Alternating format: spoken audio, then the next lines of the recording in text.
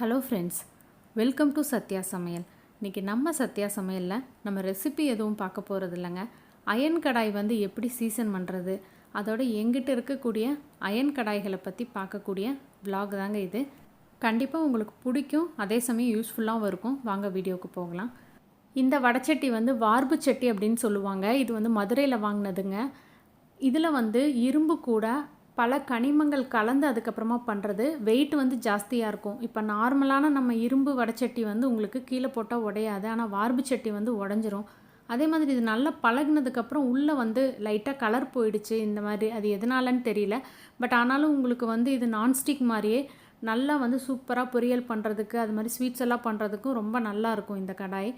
அதே மாதிரி பூரி பொரிக்கிறதுக்கெல்லாம் குறைவான எண்ணெய் ஊற்றிட்டு பொரிக்கிறதுக்கும் நல்லாயிருக்கும். அதாவது சூடேறதுக்கு கொஞ்சம் லேட் ஆகும், ஆனால் சூடு ஆகிடுச்சு அப்படின்னா நம்ம அதுக்கப்புறமா டீப் ஃப்ரை பண்ணுறதுக்கு எல்லாமே ரொம்ப வந்து நல்லாயிருக்கும். அடுத்தது பார்த்திங்கன்னா, நம்ம எல்லார் வீட்லேயும் இருக்கக்கூடிய இரும்பு தோசைக்கல் தாங்க. வெயிட் வந்து ஓரளவுக்கு குறைவாக தான் இருக்குது. இந்த இரும்பு தோசைக்கல்லும் இந்த கடாயும் பார்த்திங்கன்னா என் ஃப்ரெண்ட் ஒருத்தவங்க எனக்கு கொடுத்தது. ரெண்டுமே வந்து அவங்க பழக்கி கொடுத்ததுனால எனக்கு வந்து ஈஸியாக இருந்தது. இது ரெண்டுமே வந்து மதுரையில் வாங்கினது. எனக்கு ரேட்டு வந்து கரெக்டாக தெரியலங்க. அடுத்தது பார்த்திங்கன்னா இரும்பு வடச்சட்டி. இதுவும் நம்ம சேனலில் நீங்கள் நிறையா டைம் பார்த்துருப்பீங்க. இது வந்து உங்களுக்கு இரும்பை வளைச்சி செய்யக்கூடியது. வெயிட் வந்து அந்தளவுக்கு இருக்காது. இப்போ நான் கழுவிட்டு உங்களுக்கு தொடச்சி காமிக்கிறேன். நம்ம கழுவி துடைக்கும் போது லைட்டாக வந்து அந்த கருப்பு வந்து வரும். இந்த வடச்சட்டியெல்லாம் நீங்கள் வாங்கினதையுமே வந்து நம்ம சாதம் வடிக்கிற கஞ்சி தண்ணியில் வந்து நல்லா ஊற வச்சுட்டு அதுக்கப்புறமா உப்பு போட்டு நல்லா தேய்ச்சி கழுவுனீங்க அப்படின்னா நல்லா கருப்பாக இருக்கிற சட்டி வந்து இந்தளவுக்கு ஒயிட் கலரில் மாறும். நான் வந்து முன்னாடி எடுக்கலை. இது வந்து எனக்கு அம்மா வந்து நல்லா பழக்கி கொடுத்துட்டாங்க. இதுவே பார்த்திங்க அப்படின்னா வெயிட் வந்து ரொம்ப குறைவாக தான் இருக்கும். உங்களுக்கு கீழெல்லாம் போட்டால் உடையாது, ஆனால் டக்குன்னு வந்து சூடேறிடும். ஆனால் ஒவ்வொரு டைமும் வந்து நீங்கள் கழுவி கழுவி எடுக்கும்போது லைட்டாக வந்து அந்த கருப்பு வந்துகிட்டே இருக்கும். ஆனால் நம்ம வந்து நல்லா பழக்கிட்டு நிறையா டைம் வந்து இதில் டீப் ஃப்ரை பண்ணி எடுத்துட்டோம் அப்படின்னா சட்டி நல்லா பழகிடுச்சு அப்படின்னா கருப்பு வராது. இது வந்து நான் கொஞ்ச நாள் யூஸ் பண்ணாமல் வச்சுட்டேன். ஆனால் எண்ணெய் தடவி வச்சுருந்ததுனால அந்தளவுக்கு கருப்பு வரல. பாருங்கள், லேசாக தான் வந்து கருப்பு வந்திருக்கு. இது தொடச்சிட்டு நம்ம 2-3 நாள் யூஸ் பண்ணோம் அப்படின்னா இந்த கருப்பு கூட வராது. அதே இது நீங்கள் வார்ப்பு சட்டி வந்து நல்லா பழக்கிட்டீங்க அப்படின்னா கழுவிட்டு தொடச்சிங்கன்னா அதுலேயும் வந்து கருப்பு மாதிரி வராது. இப்போ வந்து நல்லா 2 வடச்சட்டியுமே வந்து தொடச்சாச்சு. நம்ம வந்து ஒரு காட்டன் கிளாத்லேயோ டிஷ்யூலேயோ வந்து கொஞ்சமாக வந்து தேங்காய் எண்ணெய் அப்ளை பண்ணிக்கோங்க. அப்ளை பண்ணிவிட்டு ஒவ்வொரு தடவையும் கழுவுனதுக்கப்புறமா எண்ணெய் தொடச்சி வச்சுட்டோம் அப்படின்னா ரஸ்ட்டு வந்து ஃபார்ம் ஆகாது. கடையிலேயே பார்த்திங்கன்னா உங்களுக்கு தெரியும், சட்டியில் வந்து நல்ல எண்ணெய் இருக்கும். நம்ம அந்த இரும்பு பாத்திரம் வாங்க போகிறோம் அப்படின்னாவே நம்ம கை ஃபுல்லாகவே அந்த எண்ணெய் வந்து ஒட்டிகிட்ருக்கும். எண்ணெய் இல்லாமல் இருந்தது அப்படின்னா உங்களுக்கு வந்து துரு பிடிச்சிரும். இந்த பெரிய வடச்சட்டியில் பார்த்திங்கன்னா நடுவில் வந்து உங்களுக்கு நைஸாக இல்லாமல் உருக்கி ஊற்றுனது வந்து ஒரு மாதிரி இருக்குது. இது வந்து ஆக்சுவலாக கடையில் பார்க்கும்போது தெரியலங்க, ஏன்னா எண்ணெய் தடவி ஃபுல்லாக கருப்பாக இருந்தது. வீட்டுக்கு வந்து நல்லா கழுவி சீசன் பண்ணும்போது தான் இந்த மாதிரி இருக்கிறதே தெரிஞ்சுது. பட் இவ்வளோ தூரம் கஷ்டப்பட்டு பழகிட்டமே, நம்ம யூஸ் பண்ணலாம் அப்படின்னு தான் நான் இதை யூஸ் பண்ணிகிட்ருக்கேன். இது வந்து நீங்கள் எப்போதுமே நம்ம சேனலில் பார்த்துருப்பீங்க, தாளிக்கக்கூடிய கரண்டி. நல்லா பழகிடுச்சுங்க. டெய்லியும் நம்ம தாளிக்கிறதுக்கு யூஸ் பண்ணுறதுனால இது வந்து உங்களுக்கு நார்மல் வடச்சட்டியை விட கொஞ்சம் கெட்டியாக இருக்கும். பாருங்கள், உள்ளே வந்து எவ்வளோ நைஸாக வந்து பழகிருக்குன்னு. இதில் வந்து கலக்கி கரண்டி முட்டைக்கெலாம் ரொம்ப சூப்பராக வரும். அது மாதிரி உங்களுக்கு அடிக்கடி டெய்லி பயன்படுத்தும் போது இதை சுற்றியும் வந்து எண்ணெய் படிஞ்சிருந்ததுன்னா லைட்டாக சூடு பண்ணி கத்தியை வச்சு வந்து எல்லா பக்கமும் கீறி விட்டீங்க அப்படின்னா நல்லா வந்து க்ளீன் ஆகிடும். இது வந்து ரொம்பவே யூஸ்ஃபுல்லாக இருக்கும். இது பார்த்திங்க அப்படின்னா இதுவும் நான் தாளிக்கிறதுக்காக ஊர்லேருந்து வாங்கிட்டு வந்தது தான். ஆனால் என்னென்னா எனக்கு இது வாங்கிட்டு வந்ததுக்கப்புறம் பார்த்திங்கன்னா அடுப்பில் வந்து வைக்கும்போது ஹேண்டில் வந்து ஹெவியாக இருந்ததுனால பர்னருக்கு எதுவும் செட் ஆகலை. அதே மாதிரி நான் வந்து ரொம்ப நாளைக்கு யூஸ் பண்ணாமல் வச்சுருந்தா எப்படி இருக்குன்னு காமிக்கிறதுக்கு தான் நான் வாஷ் பண்ணாமல் அப்படியே வச்சுருக்கேன். இந்த மாதிரி உங்களுக்கு ஃபுல்லாக ரஸ்ட்டு ஃபார்ம் ஆகிரும். உள்ளுக்குள்ள வந்து இன்னும் ரஃப்பாகவே தான் இருக்குது. நம்ம வந்து நல்லா பழக்கினோம் அப்படின்னா நல்லா ஸ்மூத் ஆகிரும். நான் இது ரொம்ப நாள் யூஸ் பண்ணாததுனால அந்த மாதிரி இருக்குது. இது வந்து நான் ஹோம் சென்டரில் வாங்கின கடாய். உள்ளுக்குள்ளே வந்து நல்லா நான்ஸ்டிக் மாதிரி வந்து நைஸாக இருந்தது. ஸோ ஃப்ரைட் ரைஸ், நூடுல்ஸ் எல்லாமே வந்து பண்ணுறதுக்கு நல்லாயிருக்கும் அப்படின்னு வாங்கிட்டு வந்தேன். பட்டு இதில் வந்து மஞ்சள் தூள் சேர்த்து நம்ம வந்து பண்ணும்போது எனக்கு அந்த மஞ்சள் பொடி வந்து இதில் எல்லாமே ஒட்டுற மாதிரி இருக்குது. உங்களுக்கு பார்த்தாலே தெரியும். அந்தளவுக்கு ஒன்றும் எனக்கு பெருசாக சாட்டிஸ்ஃபை ஆகலை. அதே மாதிரி ஒட்டுற மாதிரி இருந்தது. அதனால் ரொம்ப ரேராக வந்து இதை நான் யூஸ் பண்ண ஆரம்பிச்சிட்டேன். அடுத்தது பார்த்திங்கன்னா கேஸ்ட் அயன் கடாய். கேஸ்ட் அயன் வந்து உங்களுக்கு எப்போயுமே வெயிட் வந்து ரொம்ப ஜாஸ்தியாக இருக்கும். நார்மல் இரும்பில் விட கொஞ்சம் ஹை குவாலிட்டி இரும்பு. அதே மாதிரி ஒரு மோல்டு மாதிரி வச்சு அதில் வந்து ஃபுல்லாக ஊற்றுவாங்க. கைப்பிடியும் வந்து இது இரும்பாக தான் இருக்கும். அதனால் எல்லாமே நல்லா சூடாகும், நல்லா வெயிட்டாக இருக்கும். இப்போ இந்த கடாய் எல்லாமே பார்த்திங்கன்னா ஏற்கனவே சீசன் பண்ண கடாய் தான்.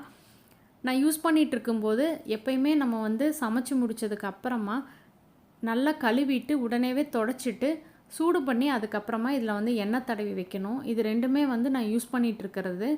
அதனால் யூஸ் பண்ணி முடித்ததுக்கப்புறமா வந்து நான் ஆயில் அப்ளை பண்ணி வச்சுருக்கேன். இது வந்து 1.25 கிலோ அளவுக்கு இருந்தது. இந்த கடாய் வந்து உங்களுக்கு 2 கிலோ 700 கிராமுக்கு பக்கம் இருந்தது. நல்ல வெயிட்டு. ஆனால் உங்களுக்கு நான்வெஜ் எல்லாம் பண்ணுறதுக்கு வந்து ரொம்பவே நல்லாயிருக்கும் இந்த கடாய். சின்னது வந்து உங்களுக்கு ஒரு தக்காளி ஒரு வெங்காயம் அளவுக்கு தான் பிடிக்கும். இது வந்து கிரில் பண்ணக்கூடிய ஸ்கில்லெட்டு. அதே மாதிரி இந்த பாத்திரம் பார்த்திங்கன்னா கொஞ்சம் கிரேவி வச்சுக்கிற மாதிரி சின்னதான பாத்திரம். இது ரெண்டுமே வந்து நான் புதுசாக கடையிலேருந்து வாங்கிட்டு வந்திருக்கேன். வாங்கிட்டு வந்ததும் நம்ம எப்படி வந்து இதை க்ளீன் பண்ணுறதுன்னு பார்க்கலாம். இது வந்து சீசன் பண்ணினது தான். அதனால் இந்த ஸ்டெப் வந்து நீங்கள் பண்ண வேண்டாம். டேரெக்டாக கழுவிட்டு யூஸ் பண்ண ஆரம்பிச்சிடலாம். இப்போ ப்ரீ சீசன் இல்லை அப்படின்னா அதை வந்து எப்படி சீசன் பண்ணுறதுன்னு நான் இந்த கடாயை வச்சு உங்களுக்கு பண்ணி காமிக்கிறேன். இப்போ நீங்கள் வாங்கிட்டு வந்ததுக்கப்புறமா ஒரு டிஷ்யூவோ கிளாத்தோ வச்சு எல்லா பக்கமும் நல்லா வந்து நம்ம க்ளீன் பண்ணி எடுத்துக்கலாம். இதே நீங்கள் நார்மல் இரும்பு கடாய் வந்து வாங்கிட்டு வந்திருந்தீங்க அப்படின்னா அந்த கிளாத்தே வந்து உங்களுக்கு டிஷ்யூவே வந்து பயங்கர கருப்பாயிரும். இதில் வந்து உங்களுக்கு அந்தளவுக்கு வந்து வராது அந்த கருப்பு. எல்லா பக்கமுமே வந்து நல்லா துடைச்சிருங்க. மூடியுமேவும் இது வந்து நல்ல வெயிட்டாக இருக்குது. உங்களுக்கு சூடு பண்ணும்போது எல்லா பக்கமே நல்லா சூடாயிரும். அதனால் நம்ம ஹேண்டில் பண்ணும்போது வந்து கொஞ்சம் ஜாக்கிரதையாக வந்து ஹேண்டில் பண்ணணும். இப்போ இந்த ஹேண்டிலுக்கு வந்து உங்களுக்கு சிலிக்கான் ஹேண்டில் வந்து கிடைக்கிது தனியாக அமேசானில். பட்டு இது வந்து இந்த பிராண்டுக்கெல்லாம் செட் ஆகுமா அப்படின்னு நான் பார்க்கல. இப்போ வந்து நம்ம தொடச்சதுக்கப்புறமா கொஞ்சமாக வந்து உப்பு சேர்த்துட்டு இதில் ஒரு ட்ராப் அளவுக்கு நம்ம வந்து எப்பயும் பாத்திரம் கழுவுறதுக்கு யூஸ் பண்ணுற டிஷ்வாஷ் லிக்விட் யூஸ் பண்ணி நம்ம எல்லா பக்கமும் உப்பு வந்து நல்லா படுற மாதிரி தேய்ச்சி கழுவி எடுத்துக்கலாம். இது வந்து ப்ரீ சீசன் கடாய்ங்கிறதுனால நீங்கள் ஒரு வாட்டி இந்த மாதிரி பண்ணிவிட்டு அதுக்கப்புறமா சமைக்க ஆரம்பிச்சிடலாம். இப்போ கடைங்கள்லேயே பார்த்திங்கன்னா கேஸ்ட் அயனில் ப்ரீ சீசன்டு கேஸ்ட் அயன் கடாயும் கிடைக்கிது. அது மாதிரி சீசன் பண்ணாததும் கிடைக்கிது. நம்ம அயன் பாத்திரத்துக்கு வந்து உள்ளெல்லாம் எந்த மாதிரி கழுவுறமோ அதே மாதிரியே வந்து அதனோட கைப்பிடி பேக் சைடு எல்லா பக்கமுமே வந்து ஒரே மாதிரி நம்ம வந்து கழுவி எடுத்துக்கலாம். ரொம்ப ரஃப்பான வந்து ப்ரஷ் யூஸ் பண்ணோம் அப்படின்னு இல்லை, கொஞ்சம் சாஃப்டான ப்ரஷ்ஷே நீங்கள் வந்து யூஸ் பண்ணிக்கலாம். நல்லா சுத்தமாக மட்டும் தேய்ச்சிட்டு நம்ம ஒரு வாட்டி கழுவி எடுத்துக்கலாம். அயன் வந்து நீங்கள் கழுவுனதுமே அப்படியே நம்ம வந்து கவுத்தி வச்சோம் அப்படின்னா அந்த இடம் வந்து தண்ணி இருக்க இடம் வந்து அப்படியே ரஸ்ட்டு வந்து ஃபார்ம் ஆகும். அதனால் நல்லா கழுவுனதும் உடனேவே வந்து ஒரு கிளாத்தோ இல்லைன்னா ஒரு டிஷ்யூவோ வச்சு சுத்தமாக வந்து தண்ணி எல்லாமே தொடச்சி எடுத்துருங்க.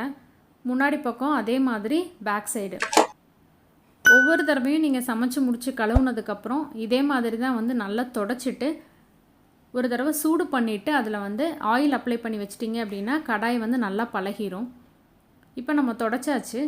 நல்லா சூடானதுக்கப்புறமா ஒரு ஸ்பூன் அளவுக்கு தேங்காய் எண்ணெய் இல்லைன்னா விளக்கெண்ணெய் எண்ணெய் சேர்த்துனதுக்கப்புறமா டிஷ்யூவோ அல்லது கிளாத்தோ வச்சு தொடச்சி விடுங்க. இப்போ கடாய் வந்து நல்லா சூடாயிருக்கும். அதுவும் கேஸ்ட் அயன் வந்து உங்களுக்கு ரொம்பவே சூடாகும். சூடு ஆறுறதுக்கு வந்து கிட்டத்தட்ட ஒரு 2 மணி நேரத்துக்கு மேலே ஆகும். அதனால் பார்த்து பத்திரமாவே வந்து நீங்கள் எண்ணெய் அப்ளை பண்ணி விடுங்க. ஏன்னா கைப்பிடியும் இதில் சுடும். அதனால் நம்ம வந்து எண்ணெயும் தேய்ச்சிருக்கிறதுனால வழுக்கிற மாதிரி இருக்கும்.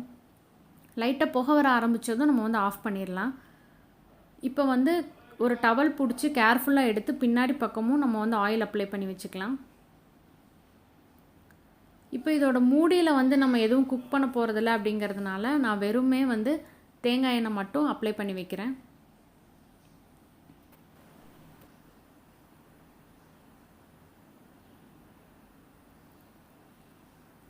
இப்போ வந்து 2 பாத்திரமுமே நான் இதே மாதிரி வந்து க்ளீன் பண்ணி வச்சுட்டேன். இது வந்து ப்ரீ சீசன்டு கடாய்.